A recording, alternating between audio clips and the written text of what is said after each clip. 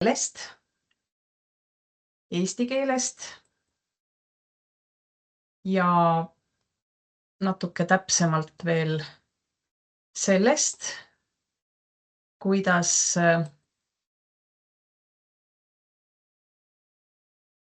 saate ise endale keelenõu leida ja iseennast eesti keele alal harida.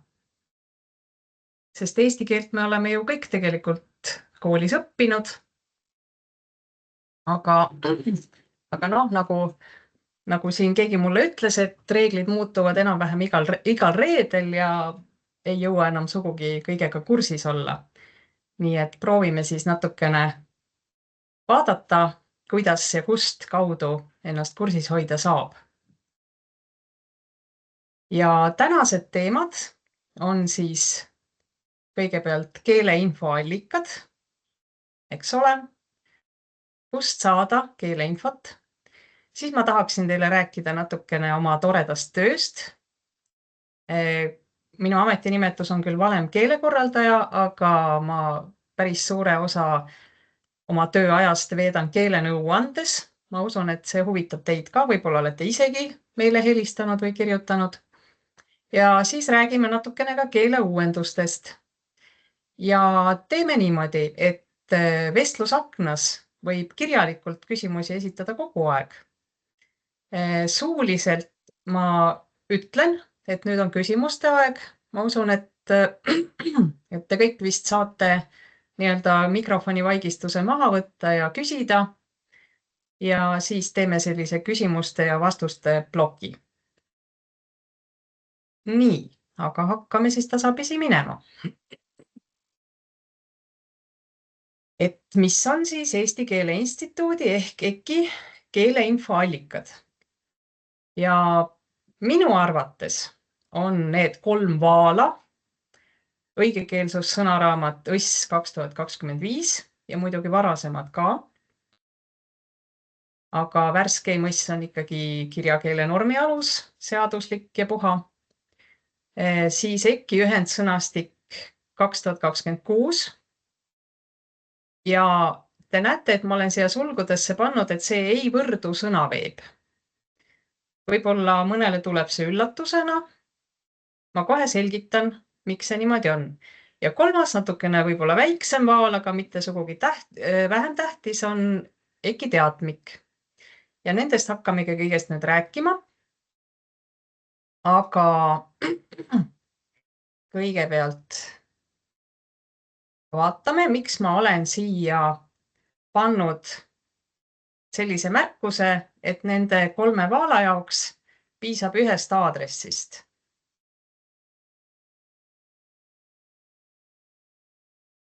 Nii, ma vist pean selle tegema natuke suuremaks, eks ole. Teeme umbes niimoodi. Kas on näha? On näha. On näha, väga tore. Ma loodan, et te olete kõik siia Sõnaveebi lehele sattunud. Sõnaveeb, Eesti Keele Instituut, olete juba siit midagi otsinud. Ja mina mõtlesin, et ma otsin siit ühte suhteliselt suvalist sõna, mis võiks olla valdade ja linnade liidu inimestele üks selline igapäevane sõna, võib-olla omavalitsus. Nüüd ma hakkasin. Oma valuuta. Ahaa, kas te olete märganud, et Sõnaveeb teeb teile pakkumisi, kui te hakkate mõnda sõna siit otsima? Näete, siin oli enne juba omavahel, omavanune, ei, ma tahaks ikka omavalitsust. Siis ta pakub teile omavalitsuslik, omavalitsusüksus. Hea küll, meie võtame omavalitsuse.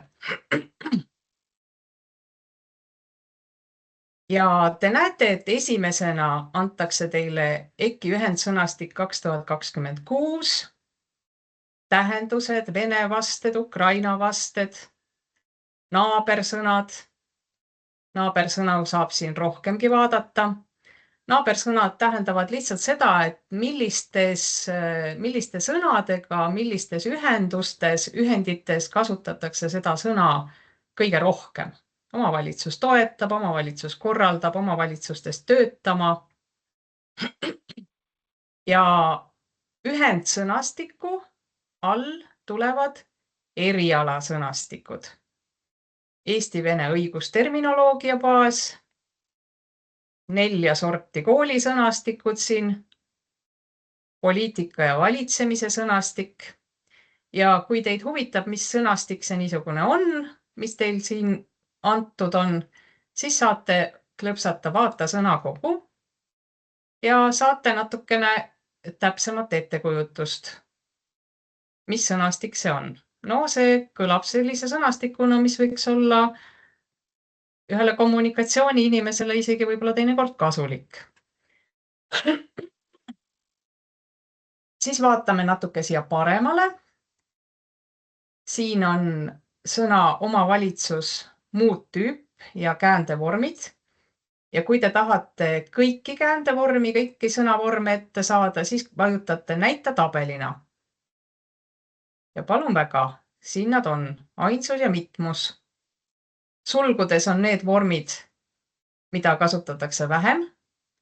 Antud juhul siis i-mitmus omavalitsusisse, aga need on samuti täiesti korrektsed, ehkki võib-olla pisut võõravõitu. Siis on siin näha, mis osadest see sõna koosneb. Liitsõnadest valitsus ja liitsõnadest sõnast valitsus ja sõnast oma.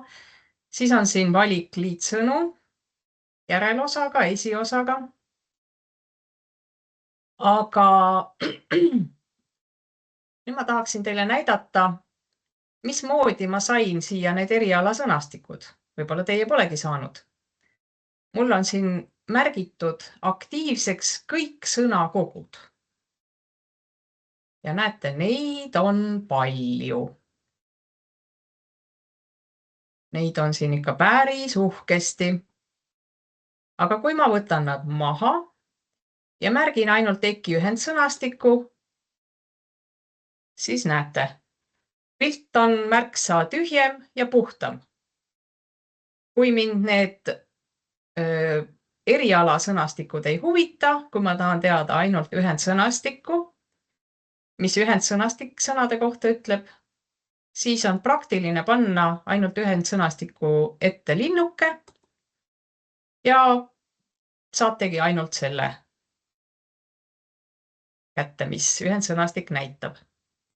Või siis võite siit valida need sõnastikud, mis teid ennast puudutavad. Näiteks see sama poliitika ja valitsemise sõnastik.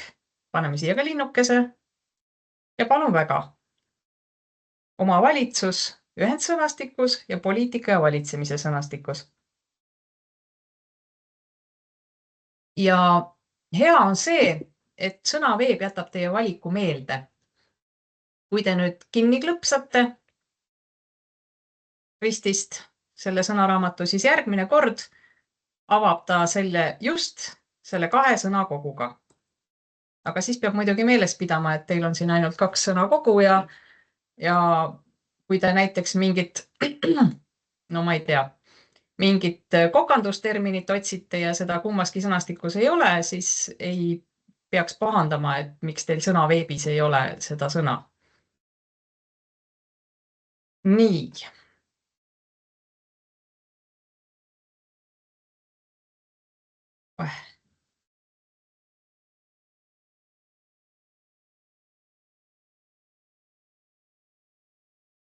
Nii. Siin on siis lühidalt EKI keele info kohta. Aga ma siiski läheksin korraks siia sõnaveebi veel tagasi, et miks mina ütlesin, et kõik info on siin sõnaveebis kohal. Kas keegi on juhtumisi klõpsanud siia 9 punkti peale? Sellepärast, et need on väga head punktid. Siin ongi meil kõik EKI keeleinfoallikad ühes kohas. On EKI teatmik, me jõuame selleni. On ÕSS 2025. On EKI sõnastikud. Ma klõpsan siia korra ja näitan. Millegipärast ta teeb mul automaatselt sellise natuke pisema pildi, aga ja tõepoolest siin on ühte kohta kokku pandud kõik EKI sõnastikud, eestikeelsed, eelmised õssid on siin kõik olemas, seletav sõnaraamat, võõrsõnade leksikon, mis muide ei ole veel sõnaveebi üle kantud, nii et võõrsõnu, vähem levinud võõrsõnu soovitan ikka sealt otsida. Eesti kohanimeraamat. See on selles mõttes hea, et kõik Eesti kohanimed on praegu tõepoolest õssis ja sõnaveebis olemas, aga põhjalikum info, kui tahate näiteks infot kohanime päritolu kohta või midagi sellist, siis on see kohanimeraamatus ikkagi. Sünonüümi sõnastik, antonüümi sõnastik, õss 1918, ametniku soovitussõnastik.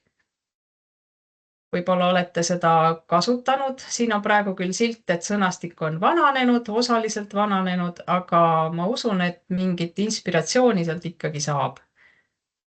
Ja kõige vanem õss, jah, 1918 on kõige vanem, aga 1976 on vanuselt järgmine.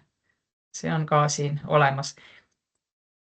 Ja mitmekeelsed sõnastikud, Eesti-Soome, Soome-Eesti, Inglise-Eesti masintõlke sõnastik, mis täieneb pidevalt, Eesti-Läti, Vene-Eesti, kõikvõimalikud Eesti-Hiina põhisõnavara, seal pole kahjuks hääldust, nii et hääldada peab igaüks ise oskama, murdesõnastikud ja nii edasi. Ja võib-olla ma näitan siis kohe ka selle ära, kuidas saab EKI avalehelt sõnastike juurde. Näete, keeleinfo, sõnastikud ja siin ta on. Aga sõnaveebi kaudu on ka kena lihtne minna. Nii. Keeleõppija sõnaveeb ja hääldusharjutused puudutavad võib-olla rohkem eesti keele õpetajaid. Aga mis on üks tore rubriik, on uued sõnad. Siin on siis aastaarvu kaupa näidatud neid sõnu, mis on just sel aastal ühendsõnastikku või sõnaveebi lisatud. Et niisugused päevakohased sõnad. No vaatame näiteks ilus sõna, vikerkaare beebi, miks mitte vaadata. Oih, vabandust, see oli küll natuke kurb. Aga samas mõnes mõttes ka rõõmus, kes sünnib pärast eelmise beebi kaotust. Oih, ma ei teadnud, et see sõna seda tähendab. Ja kui kellelgi on häid mõtteid, siis on sõnaveebis avatud rubriik sõnaettepanekud.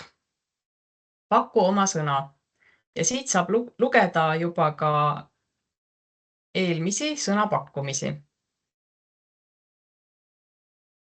Mõned neist siit tunduvad päris kenad, mõned võib-olla natuke küsitavad. Aga see on jah selline hinnanguline praegu. Et ühesõnaga siit 9 punkti alt saab siis nendesse toredatesse kohtadesse ligi. Ja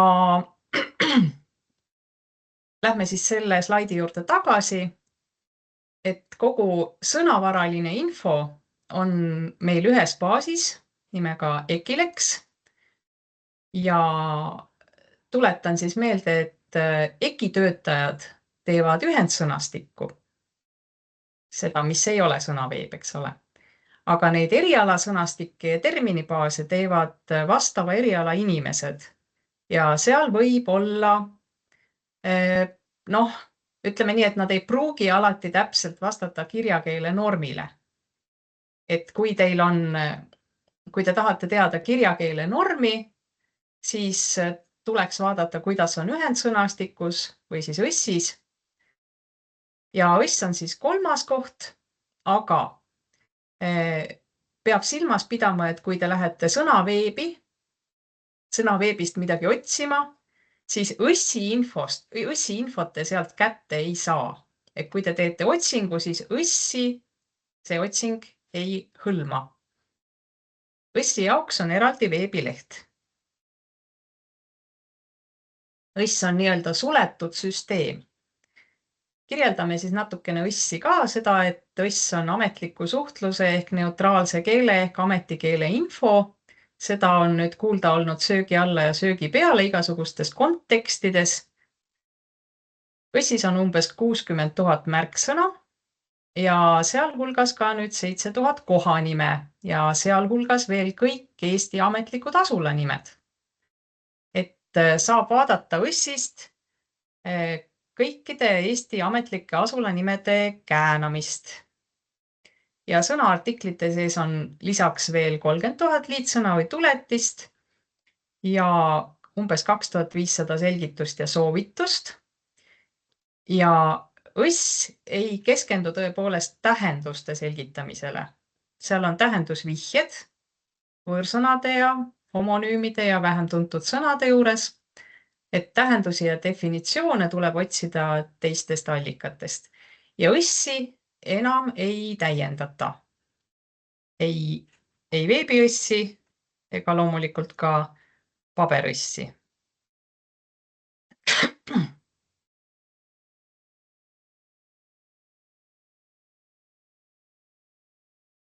Nii, aga õssi näitelaused on selle poolest kasulikud, et nad sisaldavad sõnastusvõimalusi ja õigekeelsusvariante. Näiteks, kui te mõtlete, kuidas kasutada sõna deklareerima, siis näitelause ütleb tulud deklareerida hiljemalt 31. märtsil või 31. märtsiks. Märksõna sool juures on soolast märg või soolamärg.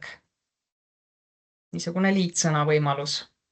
Sõna tingima kasutust on siin näidatud.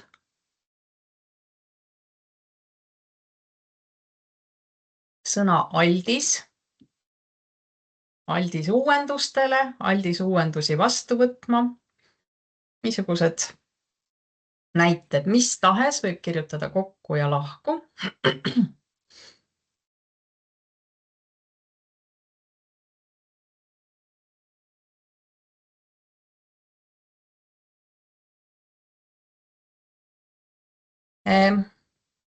Ma natukene näitaksin neid selgitusi ja soovitusi niimoodi võrdlevalt. Vasakul pool näete seda, kuidas näeb selgitus või soovitus, õssi selgitus või soovitus välja paberõssis. Ta on natukene udune, aga loodan, et näete lugeda. Ja paremal on seesama EKI selgitab ühendsõnastikus. Näete, et nad kattuvad tegelikult. Lihtsalt on näha sõnaveebis, millal on seda selgitust viimati muudetud.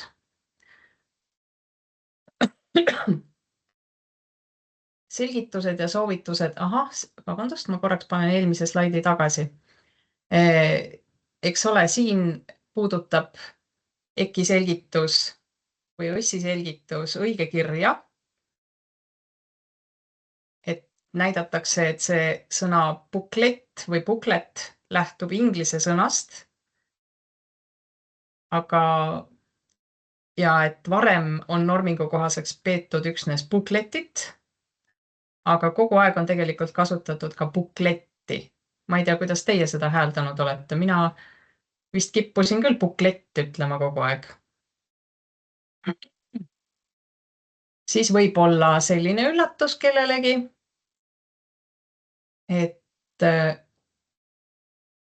sõna 5, seda numbrit, eks ole, võib nüüd käänata nii 5 kui ka 5 alates 2022. aastast. Ja siin on näha, et sõnaveebist on võimalik leida ka linki sellele emakeele seltsi keeletoimkonna otsusele, mis käsitleb selle 5 käänamist. Siis puudutavad selgitused ja soovitused sõnade tähendust, eriti nende sõnade puhul, millele on lisandunud mingisugune uus tähendus, mida võib-olla siiamaani pole õssid soovitanud kasutada. Aga näete, siin on niisugune klausel, et õssis lähtutakse põhimõttest, et üldkeele sõnade tähendusi keelekorralduses ei normita. Et iga keelekasutaja peab ise otsustama, kuivõrd selge on tema tekstis kasutada näiteks seda sõna piloteerima. Ja kui see tähendus jääb kontekstis ebaselgeks, pole aru saada, mis piloteerimisega tegemist on, siis annab õss nõu, milliseid sõnu võiks selle asemel kasutada. Ja siin on viide ühele uurimusele, mille põhjal on kirjutatud ka teadmiku artikkel tähenduste normimisest.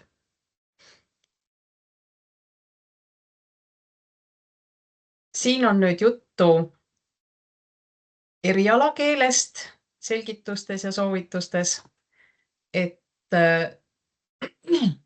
kui üldkeeles tähistab droon igasugust iseliikuvat või kaugjuhitavat seadet, siis erialakeeles on selle kohta kasutusel mehitamata õhusõiduk. Jah, see on erialainimeste niisugune otsus. Ja sõna ilmselt, ei tundu väga erialakeelne sõna, aga selgitus näitab, et õigustekstides tuleks tähele panna, et kas peetakse silmas arvatavasti või siis ilmselgelt.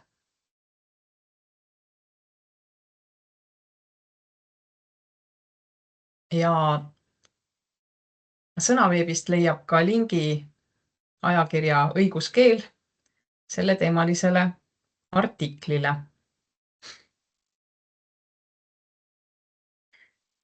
Ja erialakeelega ongi selline lugu, et kui varem oli õssis päris palju erialakeele märgendeid, ma näitan kohe ka ühte väikest näidet selle kohta, siis nüüd leiab infot erialakeele kohta, kui õssis midagi selle kohta on, siis põhiliselt selgitustest. Erialakeele märgendeid seal enam ei ole uues õssis.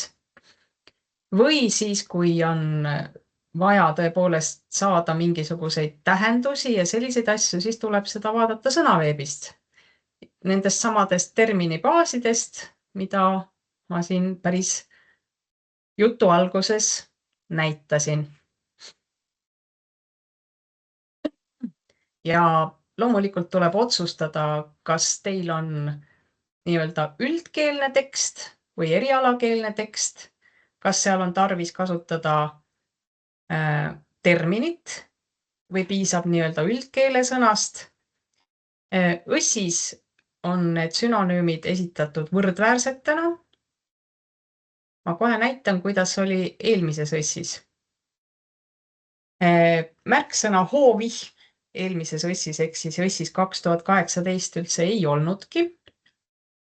Aga kui ma teen õss 2018 päringu hoovihm, siis saan selle kätte liitsõna näidetes ja näete, siin ta on, et üldkeeles on hoovihm ja hoogvihm kannab märgendit meteoroloogia. Selliseid märgendeid uues õssis enam ei ole.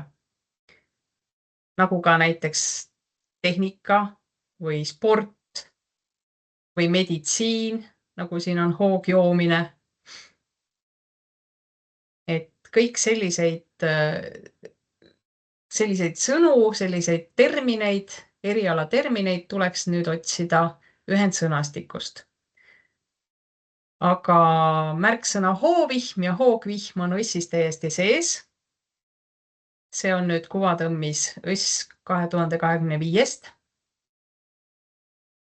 Ja näete, siin on sünonüüm, eks ole, hoogvihm ja selgitus, kus on öeldud, et sobivad sõnakujud on mõlemad, aga erialakeeles on kasutusel hoogvihm. Ja ka väike põhjendus, miks. Et vihm esineb hoona, sild esineb kaarena, pilv on kihtide kujul, sest selle tõttu see nimetav kääne siin.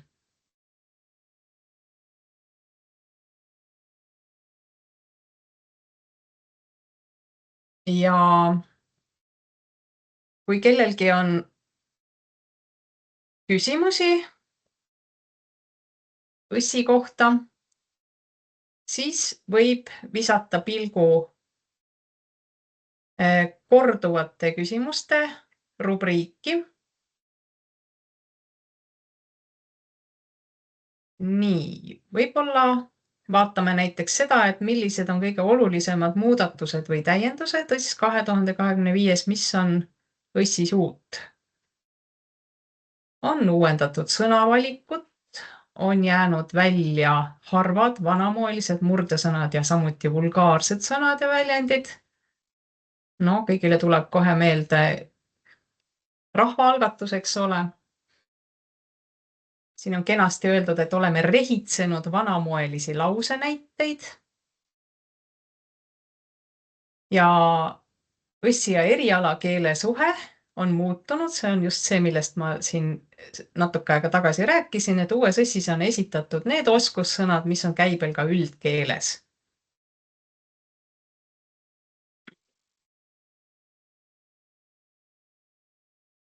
Ja selgitused ja soovitused, 7000 kohanime. Ahaa, ma peaks nende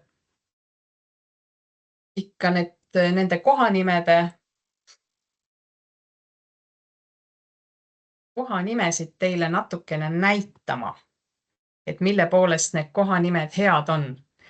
Minu arvates üks niisugune kohanimi, mille kohta kõige rohkem peaaegu, et keelenõust küsitakse, on albu. Küsitakse, et kas ta on albu või albu.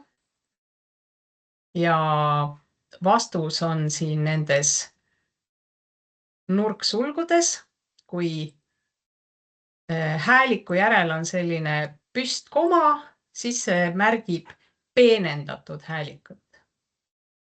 Ja kas tohib öelda ka alpu? Õss vastab, jah, tohib küll.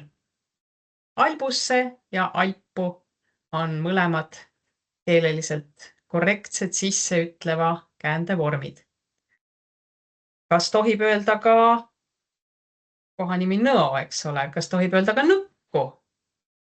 Nii, kõik mõtlevad, kuidas nemad vastaksid.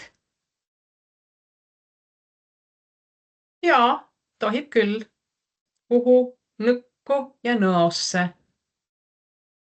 Ja siin võiks isegi peaaegu järeldada, et nõkku on isegi natukene levinum.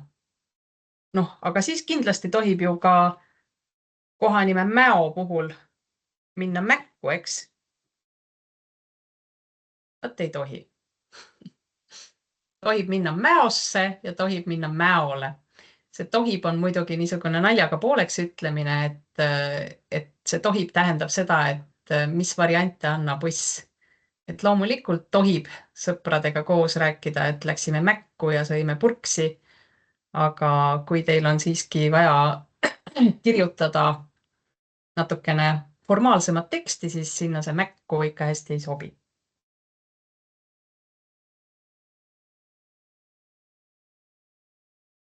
Nii. Seda me juba teame, et veebis olev õss ei uuene ega muutu. Millise valdkonna termineid õss sisaldab? Eelkõige valik üldkeelesõnu, aga on oskussõnu, mis on jõudnud laiemasse kasutusse, et meditsiinitermineid on seal, julgeolekut puudutav sõnavara, keskkonnatermineid. Aga soovitatakse ikkagi põhjalikumat terminiinfot otsida sõnaveebist. Kellele õss on mõeldud? Kõik, kes soovivad toetuda kirjakeele normi alusele. Aga vastaja on lisanud, et kindlasti peaks koolides kasutama ka EKI ühendsõnastikku, mida täiendatakse pidevalt. Vana hea küsimus, kas võib kasutada neid sõnu, mida pole õssis? Jah, kindlasti, loomulikult, muidugi. Õssis ei ole kõiki sõnu. Kui õssis mõnda sõna pole, siis vaadake sõnaveebi. Ja see õssist välja jäämine ei tähenda, et sõna ei sobi kasutada. Kuidas me otsustame keele normi üle? Ma tulen selle teema juurde natukene veel tagasi. Aga lühidalt võib siin juba ära vastata, et keele kasutus ja norming. Kui keelekasutuse ja normingu vahele tekib liialt suur lahknevus, tuleb normingut ajakohastada. Ja see seltskond, kes normingut ajakohastab ja normi muudab, on emakeele seltsi keeletoimkond, kellele tehakse esildis, et kuulge, vaadake sõnad 5 ja 6. Jube palju on ikka seda 5 ja 6. Ja siis nad võtsidki vastu otsuse, et hea küll, teeme sellest normi.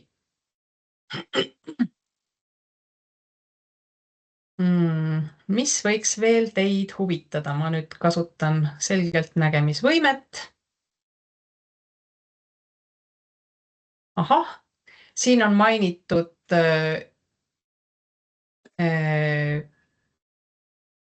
seda, et õssi koostamisel kasutatakse keelekorpuseid ja õssi on nende andmete najal ajakohastatud. Nii, ja siis üks selline asi, mis võib-olla vanas õssis või siis eelmises õssis oli natuke teistmoodi. Et seda võiks isegi täitsa vaadata. Et kui ma kirjutan priviligeerima, siis õss ütleb, et sellist sõna ei ole. Aga proovime.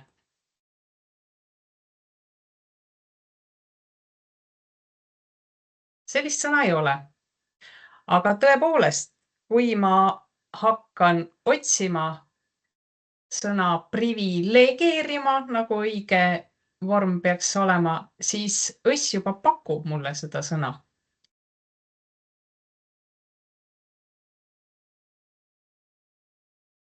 Et vanas õssis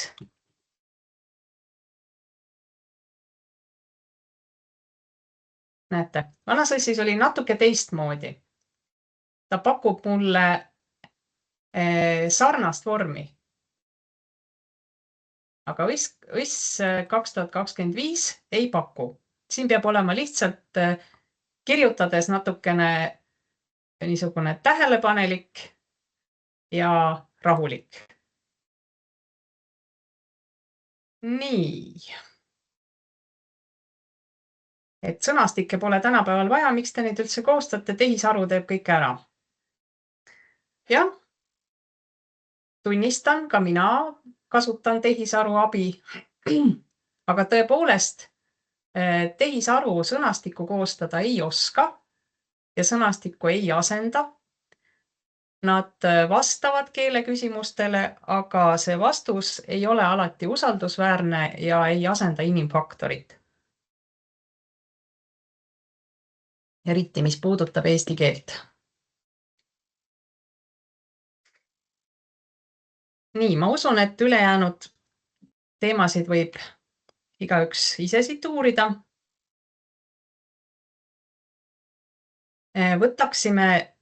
Käsitleksime natukene veel EKI teatmikku.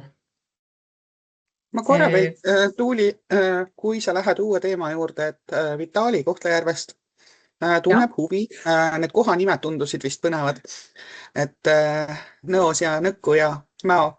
Kas sees ütlev olen Mäol või olen Mäos? Minu teada tundub, et mõlemad on okei.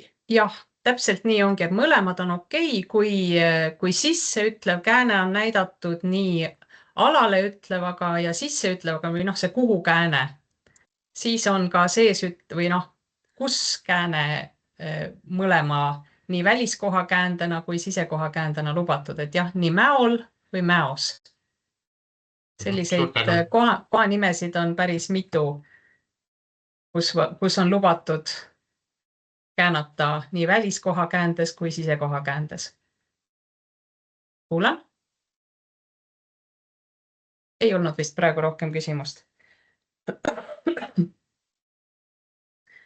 Aga vaatame siis natukene EKI teatmikku.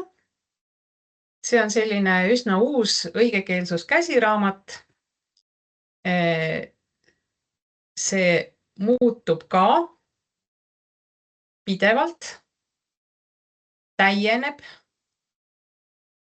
Näete, siin on ka kirjas, et pidevalt täiendatav ainestik tänapäeva keele kohta, õigekirja reeglid, keelenõuanded, muud teadmematerjalid. Ja kui keegi soovib eesti keele õigekirja reegleid, nii-öelda tore väljend pähklikoores, siis siin on õigekirja põhireeglid. Neid on täpselt nii palju kui 63. Ja need on siis tegelikult sellised reeglid, mis peaksid olema, kui ma ei eksi, siis igal põhikooli lõpetajal tegelikult peas. Aga see lause ei olnud mõeldud kriitikana. Need on, kui kellelgi on juhtumisi kodus paberõss, siis paberõssi eessõnas on ka need reeglid kõik olemas. Essi pikkus ja muud sellised.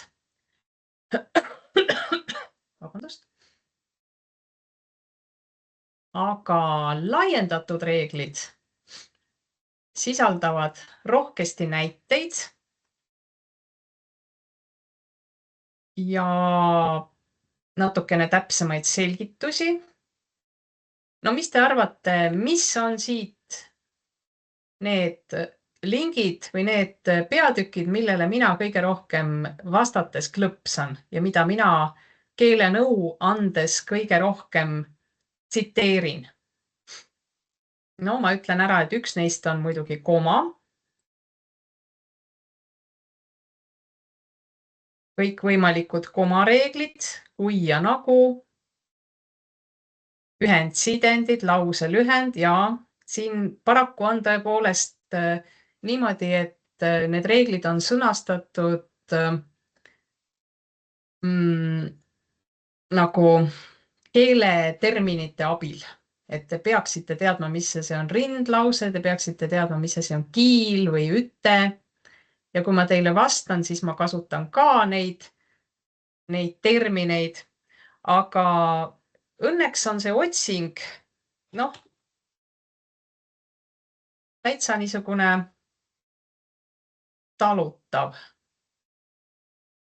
Et kui teie näiteks tahate teada, kas selleks, et ühendisse tuleb koma panna, siis te lihtsalt panete siia otsingusse selleks, et ja teil tuleb kõik selleks etid tulevad, firma nimed, aga te olete, eks ole, mõtlevad inimesed ja te teete kenasti kohe järelduse, et ilmselt tuleks seda selleks ette otsida koma peatükist. Ja näete, siin ta on. Et võib koma panna, võib koma panemata jätta. Ühesõnaga, siin peab natukene süvenema. Ja teine, mida ma päris tihti vaatan, õigemini viitan, on asutused, ettevõtted, organisatsioonid ja ühendused ja nende algustähe ortograafia. Sellepärast, et ikka päris palju küsitakse, kuidas kirjutada Riigikogu ja kuidas kirjutada Euroopa Komisjon ja kuidas ametlikkust näidata ja millal ametlikkust näidata. Ja selles peatükis on need vastused üldiselt kenasti olemas. Nii.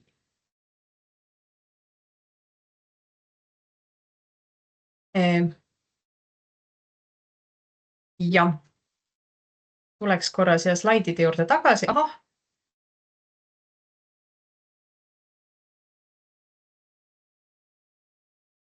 Oih, nüüd läks küll natukene kuskile.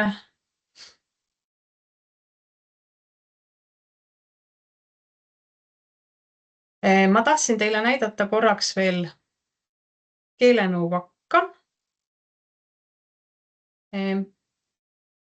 Kas see läks kuidagi natuke liiga suureks või? Ma vist pean ta... Oih, vabandust. Nüüd ma puterdan. Andke andeks.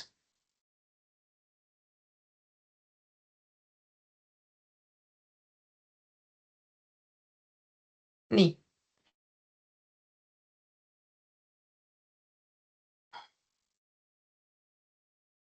Keelenõuvakk sisaldab keelenõu küsimuste põhjal kirjutatud selliseid nupukesi lihtsas keeles, paljude näidetega. Inimene saab info üsna kiiresti kätte ja kui te panete otsingusse, siis hõlmab see otsing ka keelenõuvakka. No näiteks kui panna otsingusse teeme ära, siis siin tuleb jutumärkide all, algustähe ortograafia all ja tuleb välja ka see keelenõu nupu või keelenõu nupp või keelenõuvaka artikkel. Ja päris suur osa nendest artiklitest keelenõuvakas võivad tulla teile tuttavad ette, kui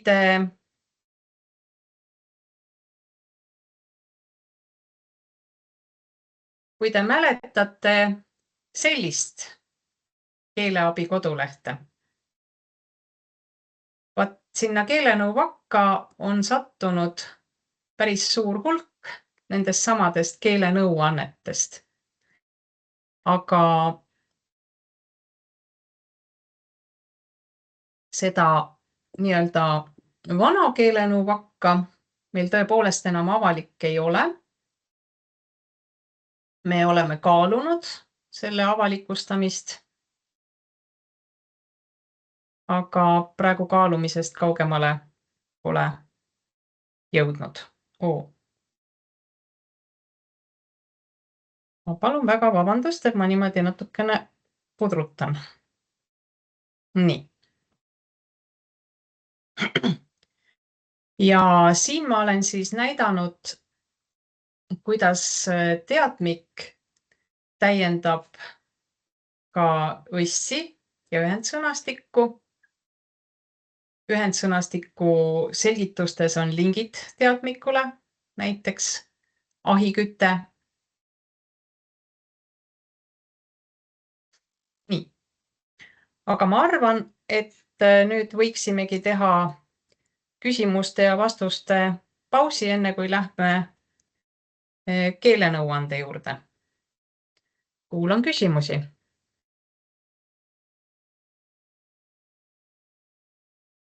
Kas kirjalikult on tulnud? Ma praegu ei näe. Ei, peale selle Kohtla-Järve Vitali küsimuse ei ole, aga ma võin siis ise alustada, et sa Tuuli märkisid ka, et kasutad ka ise AI-d ja tahame või mitte, on aeg, kus see lihtsalt astub meile elevandi kombel pähe. Et kas on ka selliseid keeleassistente mingisuguseid, mida praktikas kasutada saaks?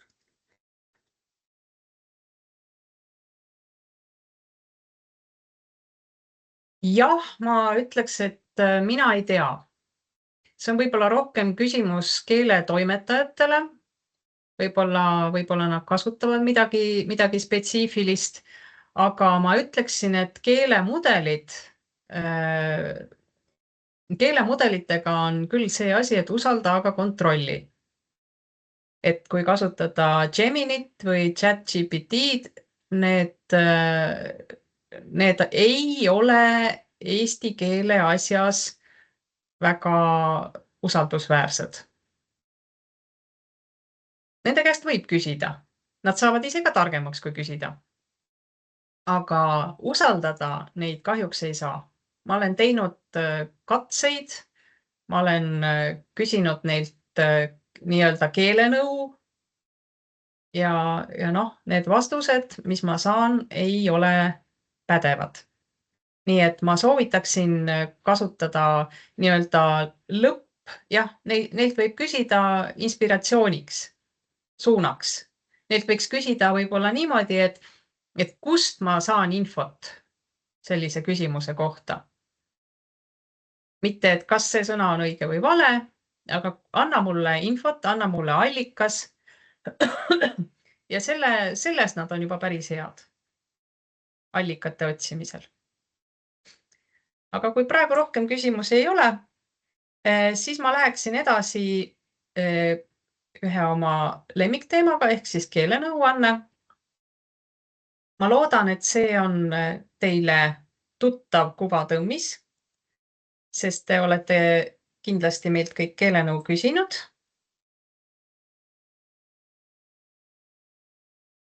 Vabandust, ma just panin ühe küsimuse siin chati. Ahah, mis see oli?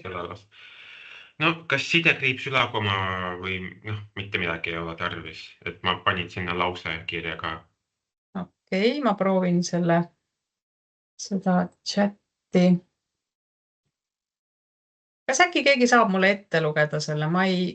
Jaa, töötoa viib läbi Lean Digitali ekspert, et see just firma nimi Lean Digital, et kas sinna tuleb ülakoma? Kuidas see firma nimi kõlab? Lean Digital. Et see digital on viimane sõna. Digital. Mina lisaksin sinna käände lõpu i. Lean Digitali. Seda küll, aga kas ülakomaga? Ei mingit ülakoma, ei mingit sidekriipsu. Te käänate seda nagu nime. Sest te kirjutate selle püstkirjas. See on võõrkeelne nimi. Nii nagu te käänate näiteks kohanime New York. Te ei pane sinna ülakoma, te ei pane sinna sidekriipsu. Täpselt samamoodi võib käänata ka firma nime. Okei, nüüd ma tean, suur tänu. Nii, aga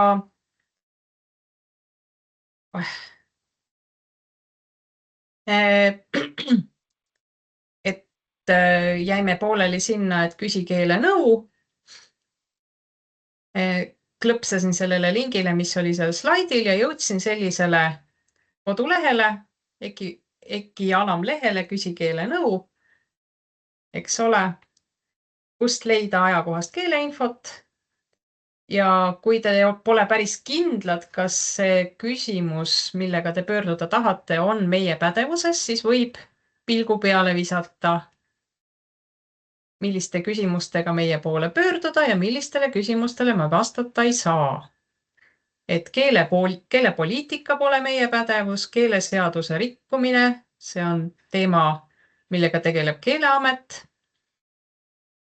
Peab ütlema, et võõrkeele küsimusi tuleb meile palju küsimustega, mis puudutavad kitsalt võõrkeeli. No jah, enamasti küsitakse, kas on olemas eesti vastet. aga me siiski võõrfiloloogid ei ole ja terminoloogid ka ei ole. Aga me siiski püüame nendele küsimustele vastata. Eesti keele kui teise keele õppe küsimused me saadame keeleõppe arendamise osakonnale ja keeleekspertiisi me pole ammu teinud, aga seda tehakse jah, kui on teema kohtus arutlusel, siis tehakse kohtu küsimuste alusel keeleekspertiisi.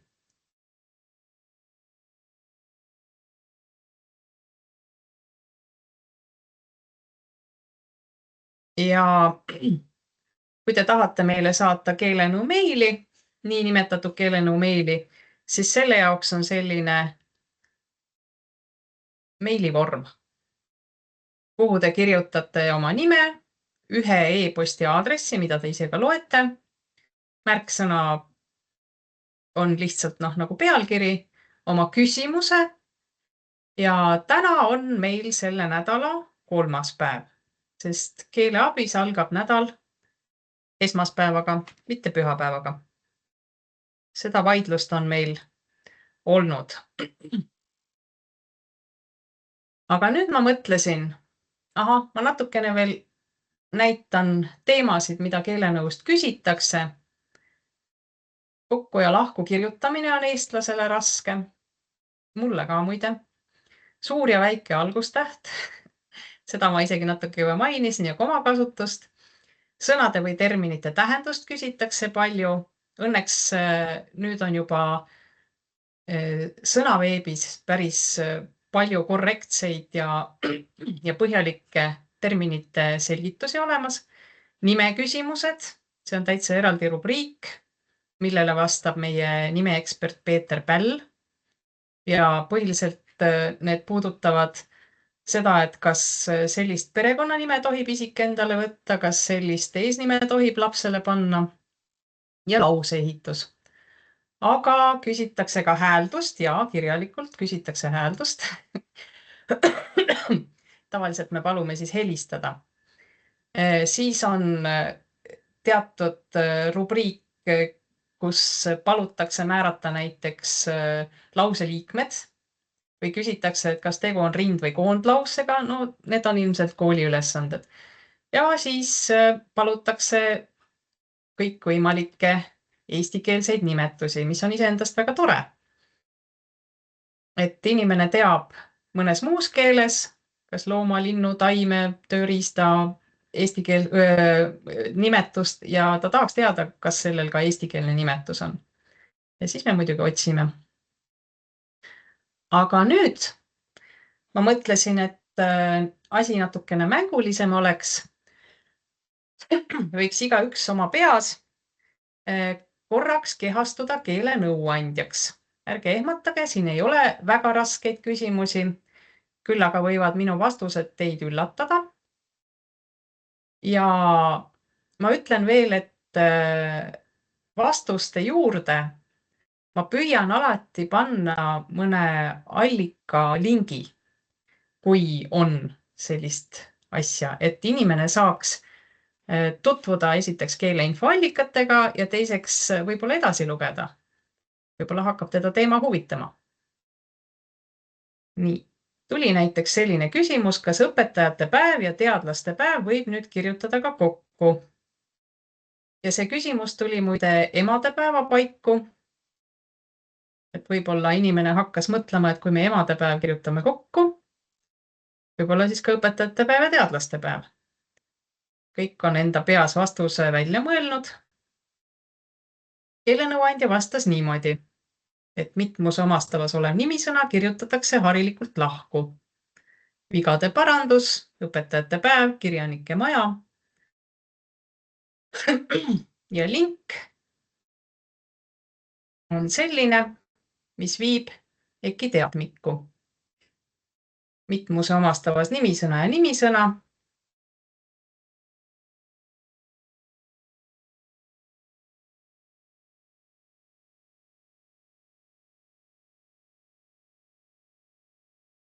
Kuidas kirjutada kohanimi? Kas Taani delikatessid ja Norra hõrgutised suure tähega või väikese tähega? kõik on oma peas vastuse valmis mõelnud. Mina vastasin nii. Kohta või liiki näitav koha nimi kirjutatakse suure algustähega. Hoolimata sellest, et me sööme neid võib-olla Eestis. Ja siin on meil link kohanimelise täiendiga ühenditele. Jälle EKI teatmik. Ja siin on, nagu näete, lademetes näiteid. Jätke meelde üks näide ja selle põhjal te leiate selle peatüki EKI teatmikust üles. Kas või, ma ei tea, Rootsi laud või Eesti juust. Ja kui te selle otsingusse panete, siis tuleb see ilusti välja.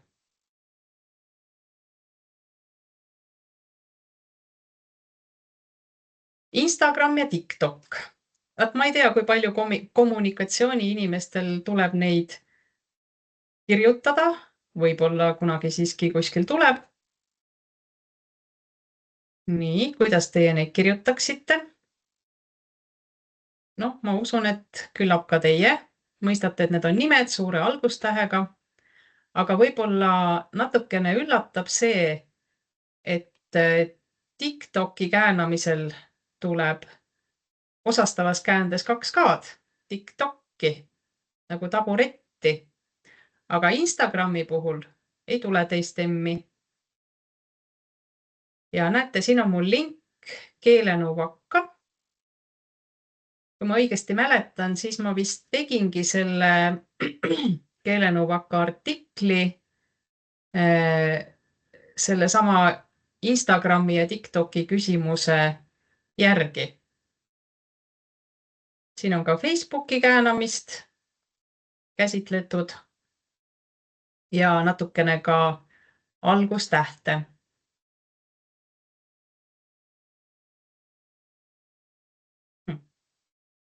Jah, kõige.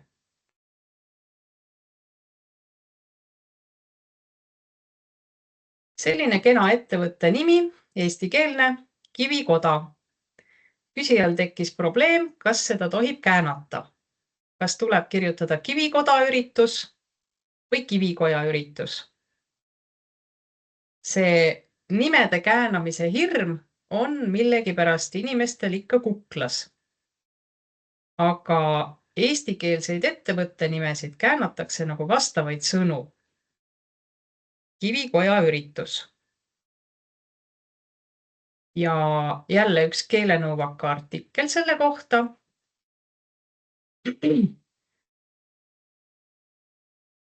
Saku Lättest, Kivikojast, Tallinna veetöötajad, aga on üks grupp nimesid, ehk siis, mis on päris sellised laadivahelduslikud. Muide, sama puudutab ka perekonnanimesid, eks ole, et me ei käälna Ilmar Rao, ehkki ta perekonnanimi on Raag, vaid me kääname Ilmar Raagi. Ja kui kohviku nimi on Pagu, siis võib tõesti öelda pagutöötajad ja Virre võib siin kutsuda kliente Virdesse, aga võib ka Virresse. Ja kui nimeks on pandud käändumatu sõna, eks ole, sõna päris tegelikult ei ole ju käändsõna, vaid muutumatu.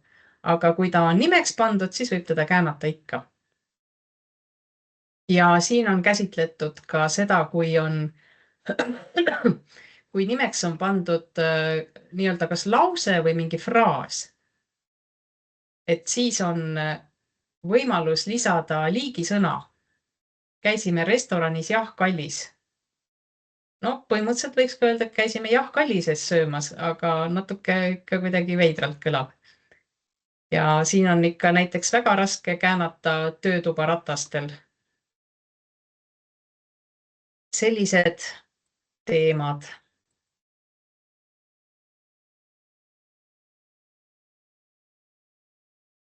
Oma küsimus. Kus on selles lauses komad? Nii, kõik on oma peas koma paika pannud. Komasid pole, sest kui ei alusta kõrvallauset. Parem hilja kui mitte kunagi. Mille järgi te tunnete ära, et seal ei ole kõrvallauset? Seal ei ole tegusõna, eks ole, seal ei ole öeldist. Ja koma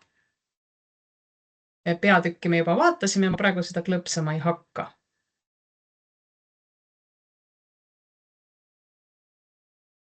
Nii, selline põnev teema, et kuidas peaks nimetama mingi riigi elanikke. No elevandiluurannik. Ei tea, kui sageli teil tuleb kirjutada elevandiluuranniku elanikest, aga igatahes mina vastasin, et sobib kas elevandiluuranniklane või kotivuaarlane. Võib-olla on see kellelegi natuke harjumatu, et tuletistes kirjutatakse nimed muutumatul kujul, lihtsalt väikese tähega. Ja nüüd ma näitan teile ühte väga head teatmiku peatükki. Kui teil tõepoolest on vaja elaniku nimetusi, siis siin on nad kõik olemas. Noh, kus see elevandiluurannik meil siis on? Cote d'Ivoire vist vabandust. Elevandiluuranniklane, Cote d'Ivoirelane. Cote d'Ivoire'i siin polegi. Etiooplane, fidžilane ja see mullikene märgib seda, et see elaniku nimetus on ka ühtlasi rahvuse nimetus. Et gaanalane meil rahvus ei ole, seal Gaanas elab palju eri rahvusest inimesi. Aga näete, nii grusiin kui ka georglane on mõlemad korrektsed ja mõlemad on rahvuse nimetused. Ja see on jälle selline peatükk, mille leiab üles mõne meeldejäänud märksõna järgi, kas või ma ei tea, otsite näiteks gröönlane ja peakski välja tulema teatmikust. Varasemalt oli ka perenimede käänamine. Kas see on ka tõstetud sinna ümber? Jõuame sinna. Väga hea küsimus, aitäh. Vahepeale võtan veel väikese ülivõrde teema. Et kas saab öelda 5 parimat sõpra või Eesti suurimad koolid, sest et ülivõrdes saab ju ainult üks olla, aga tegelikult saab olla ülivõrret ka rühm. Et häid sõpru on palju, aga 5 on parimad. Ja jälle üks keelenõuvaka artikkel selle kohta, et kõige suuremal määral 10 jõukaimat riiki laasta vaimad metsatulekahjud.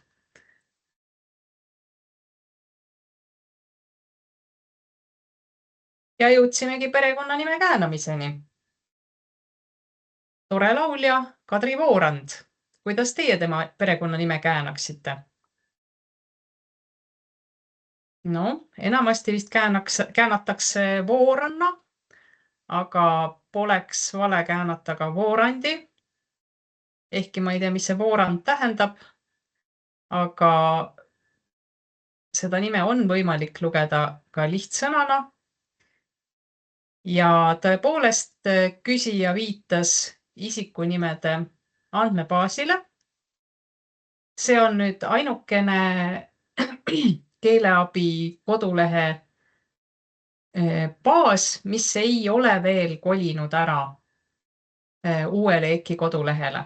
Aga ta on seal keeleabi kodulehel, näete siin keeleabi.eki.ee täiesti kättesaadav. Ja kes ei ole seda veel kasutanud, tema on üks selles mõttes väga hea baas, et siit saab otsida ka nime osa.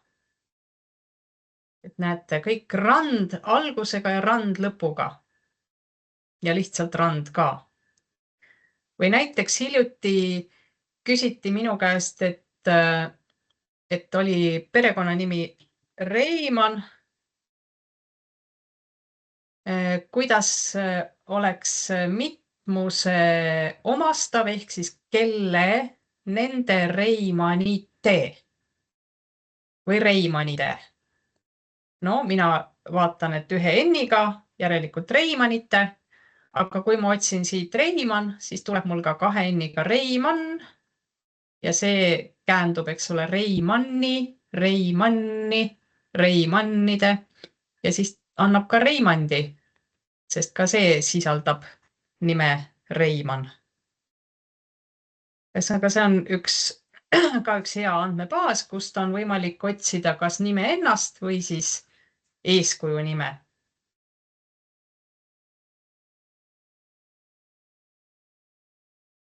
Selline probleem. Miks kirjutatakse must sõstar lahku, kui must rästas on kokku? Kõik mõtlevad nüüd oma peas. Kuidas nemad kirjutaksid must sõstar, kuidas nemad kirjutaksid must rästas? Aga võib-olla tuleb teile üllatusena, et must sõstar võib kirjutada nii kokku kui ka lahku. See on selline eriala kokkulepe, et taimede liiginimetustes kirjutatakse omadussõnaline täiend lahku. Must sõstar, valge sõstar, punane sõstar. Aga loomade ja lindude puhul kirjutatakse kokku hall hüljes, must rästas. Seesama teema on kenasti siin reegli ajaloos lahti seletatud. Must rõigas, valge jänes.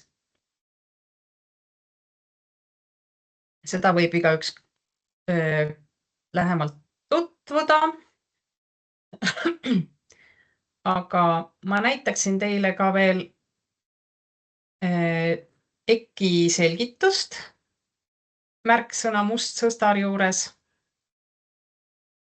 Ja no mõelge nüüd oma peas ausalt, kas te lähete sööma aiamaale mustsõstraid või mustisõstraid? Ja kas teile maitseb või siis ei maitse mustsõstramoos või mustasõstramoos? Ma tunnistan ausalt, et mina nii-öelda oma peas kipun kirjutama selle kokku. Mina söön mustsõstramoosi ja mustsõstraid.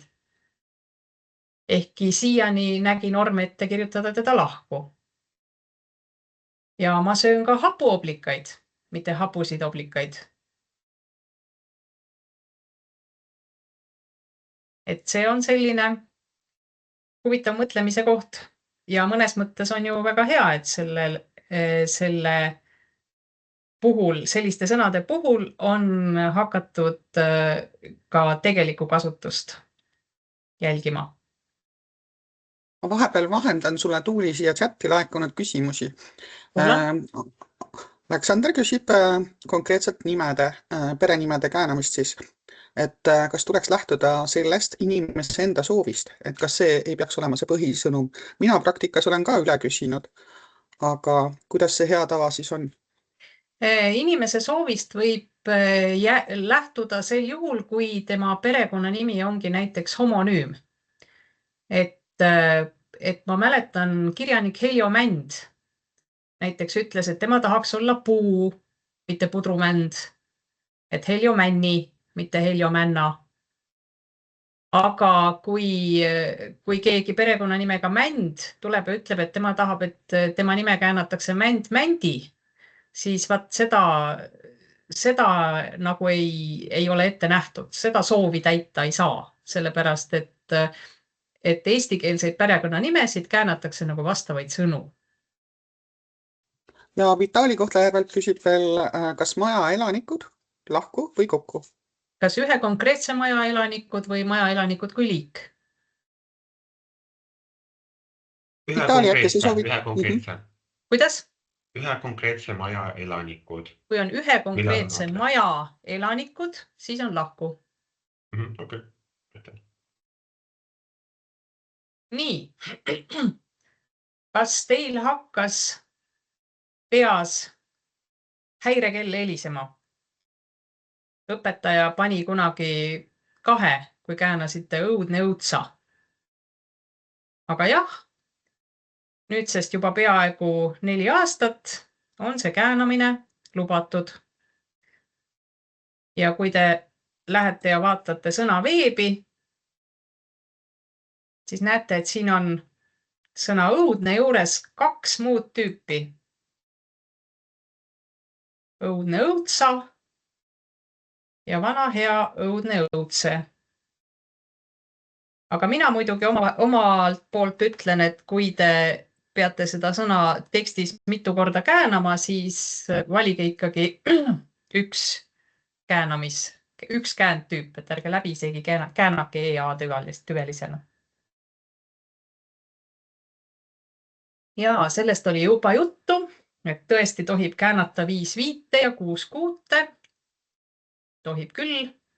See on see sama 2022. aasta otsus. Ja panin siia ka keeletoimkonna kodulehe lingi. Et kui kedagi huvitab, eks ole, keeleuuendused, siis siin on kõik otsused ja seisukohavõtud ilusasti PDF-idena kirjas. Ja see sama 5 ja 6. Ta on siin kuskil päris lõpus. Õudne ja 5 ja 6 on ka siin kenasti olemas.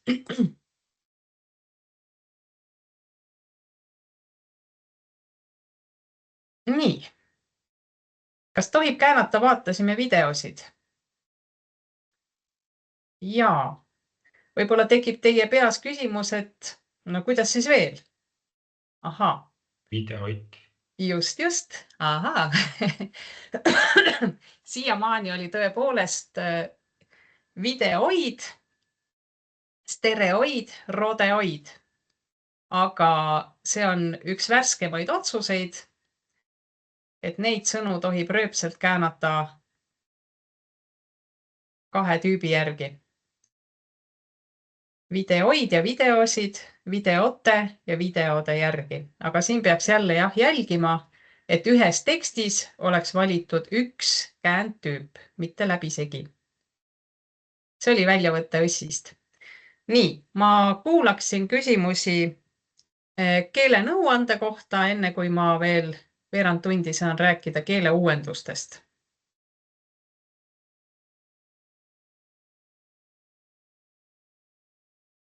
Praegu vist ei ole.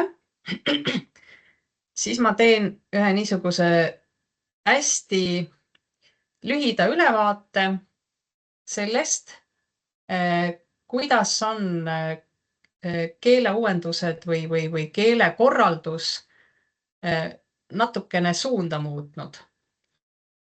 Et üks märksõna on kasutuspõhine, tõepoolest. Kõik see viite ja kuute ja õudsa nii-öelda norming ja tegelik kasutus on, ma panen kõik korraga ette. Norming ja tegelik kasutus on püütud kokku viia. Ehk siis võib ka öelda, et vabaks antud, nagu rahvas seda nimetab. Ja teine teema, et sõna tähendusi ei normita. Nagu te nägite, see piloteerima, eks ole, või kõikvõimalikud sellised sõnad, mis eelmises õssis veel olid üsna võisid olla märgendiga ei tähenda või midagi sellist. Ja eks ole, kasutuspõhine, otsused põhinevad tegelikul keelekasutusel.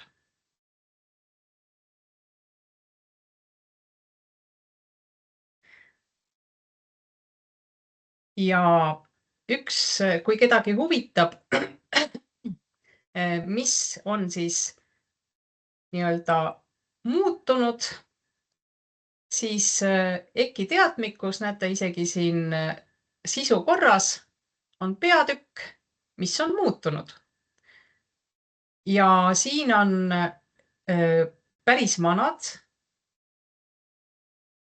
nii-öelda eelmise keeletoimkonna ehk siis Vabariikliku õigekeelsuskomisjoni otsused aastast 79, aastast 60 kuni 78. emakeeleseltsi keeletoimkonna morfoloogia otsused ehk siis käänamist ja pööramist puudutavad otsused. Siis nendele, keda huvitab, et mis õieti on kirjakeel ja mis on norm,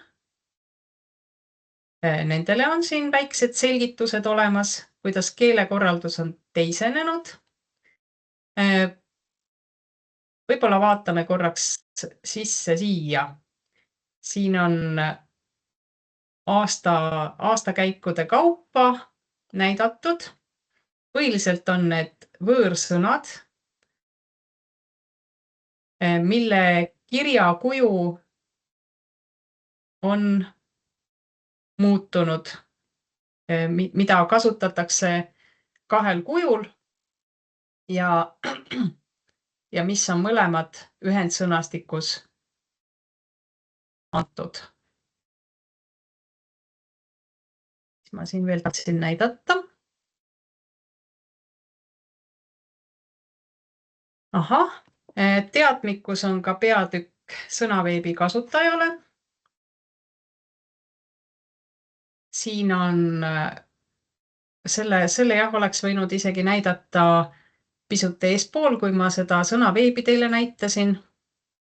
Siin saab selgust sellest, et mis on õieti EKI selgitab, mis on naabersõnad. Naabersõnad on sõnad, mis esinevad keeles sageli koos.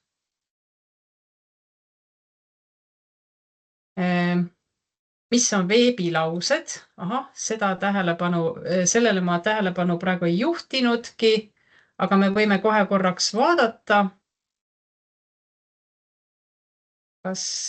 Näete, veebilaused. Sõna on meil õudne ja veebilaused on sellised laused, mis tulevad täitsa automaatselt.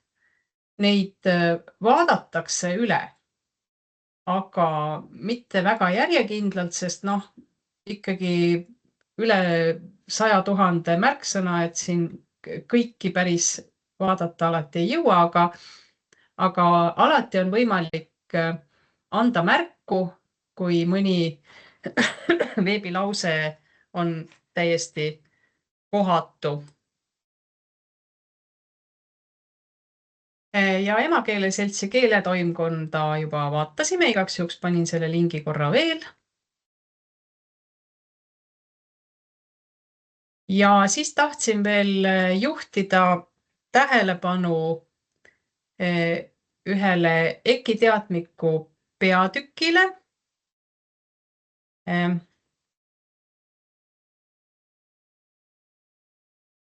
Nii, kohe mõtlen välja, kuidas ma sinna saan.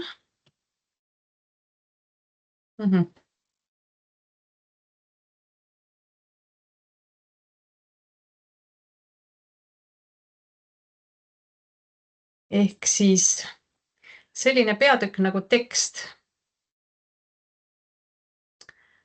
Ja teksti all on veel omakorda peatükid selge keel ja selge keele näited. Need on selles mõttes kirjutajale päris head asjad, mida meeles pidada. Näiteks selge keele põhimõtted on siin päris kenasti ja lühidalt antud. Kui üks kommunikatsiooniinimene võtab need punktid enda teksti kirjutamisel aluseks, siis ma usun, et ta kirjutab hea, selge, inimesele meeldiva teksti. Siin on ka mõned selge keele näited. Sihtrühmaga arvestamine. Sihtrühm on lapsed. Sihtrühm on 18-aastased noormehed. Ahah, sellised näited siin. Näited selle kohta, kuidas segast väljendust vältida. Et eks ole, lühem tekst on enamasti selgem.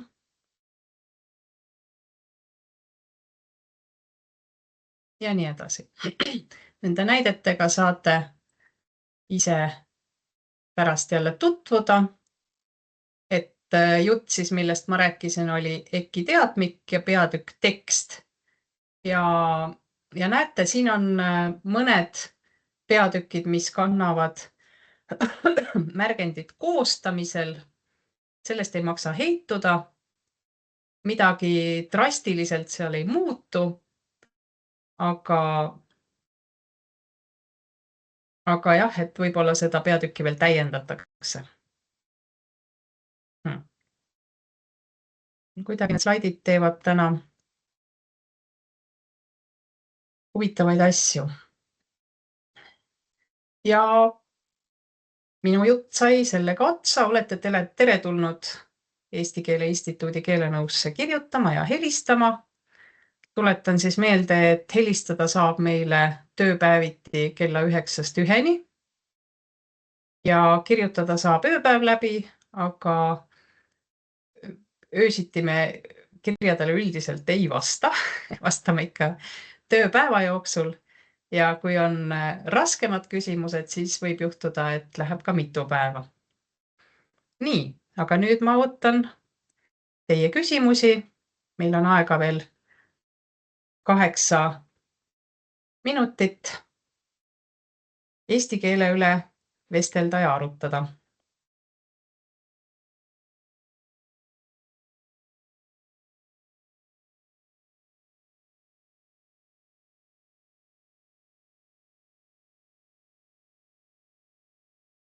Vist ei tule midagi. Et ma ise uudistan seda, et varasemalt ma mäletan, et oli mingi koht, kus saigi ennast trillida, kontrollida.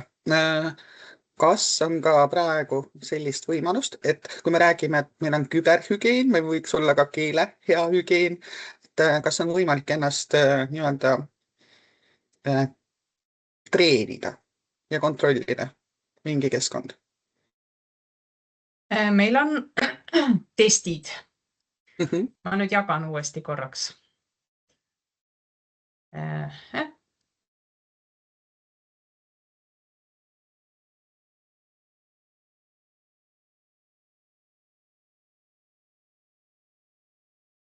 Need on ka veel seal vanal keeleabi kodulehel. Kaalume nende ületoomist. Aga tõepoolest, siin on 27 testi. Sellised kergemad ja raskemad valikvastustega. Oma teema näiteks. Ja etteütlus tähendab seda, et siin on selle nii-öelda e-etteütluse laused pandud variantidena testi. Üks on õige, teine vale või siis üks 3 on õige. Et kui mõne testi läbi teete, siis näidatakse teile, kas vastus oli õige või vale. Aga kui ma õigesti mäletan, siis vist ei näidata, mis te valesti tegite. No me võime kähku ühe testi läbi teha. Vaatame, paneme natuke valesid vastused ka. Vaatame, mis siis juhtub. Aha, ei, ta näitab ikka õige variandi ka ära. Et kuidas õige on? Õige on. Aha, näete, 2 vale vastust oli mul. Ja vali test. Lähete testi juurde tagasi. Nii. Need on jah, toredad enda täiendamise ja harjutamise asjad siin. Kas mulle on veel küsimusi?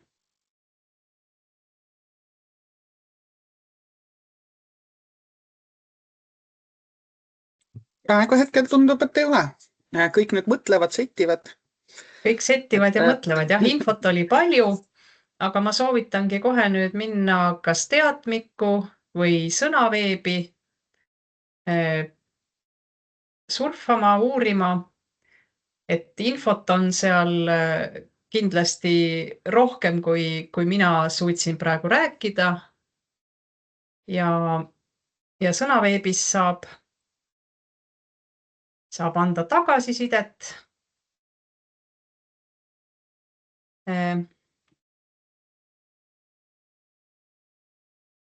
Mul tuli üks küsimus. Kuulan. Kuna ma olen projektijuhi ametikohal, siis mul on hästi palju sellist sõna kasutusel nagu registreerimine. Ja siis kas saab öelda, kas ainuõige variant on registreerimine või registreerumine? Mõlemad on õiged. Mõlema, Kui inimene, see U näitab seal nii-öelda enesekohasust. Kui inimene ennast ise registreerib, siis on registreerumine. Kui on nii, et keegi teine teda registreerib, ma tulen kuskile laua juurde ja ütlen, et registreerige mind ära, siis on see registreerimine. Aga see enesekohasus ei pea seal tingimata olema, et inimene võib ennast ka registreerida. Et ei saa öelda niimoodi, et ma registreerun sind, et ma saan ainult ise registreeruda. Aga ma registreerin sind ja ma registreerin ennast. Et selles mõttes on registreerima natuke laiem. No selles mõttes jah, siuke väike nüanss, aga ikkagi... Jah, on väike nüanss tõesti. Kas ma ütlen ikkagi või kirjutan õigesti või siis... Et registreerima on selline sõna, mille puhul ei eksita. Okei, aitäh teile.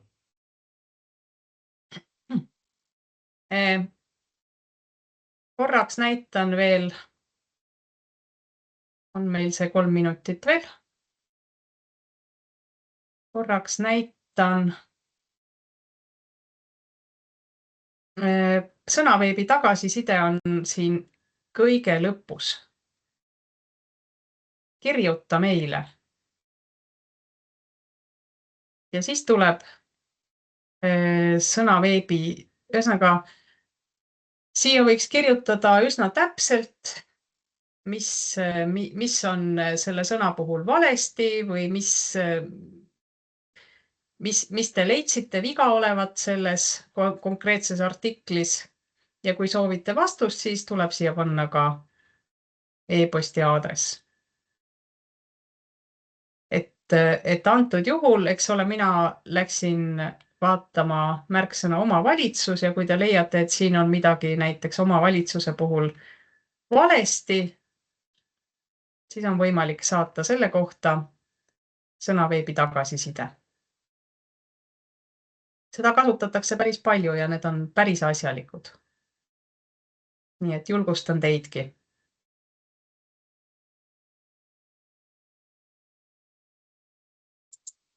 Ma ei tea, võib-olla ma ei pannud tähele, aga kas ma mäletan õigesti, et vanas veebis oli ka selline info, et mis küsimustega keelenõu poole pöördutud on. Ehk need sealt kuidagi koorus välja see, et mis on eestlaste need murekohad. Kas praegu on ka midagi sellist? Praegu otseselt midagi sellist ei ole.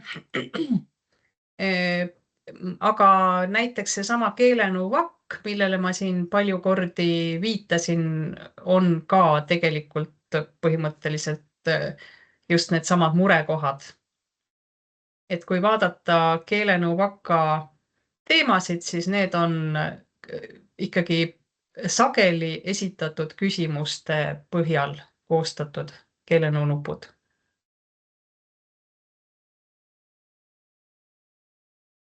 Nii, sõbrad kommunikatsiooni-inimesed ja täna on meil mõned lõimumisvaldkonna inimesed ka juurde tekkinud, et ise ei tulnud selle peale,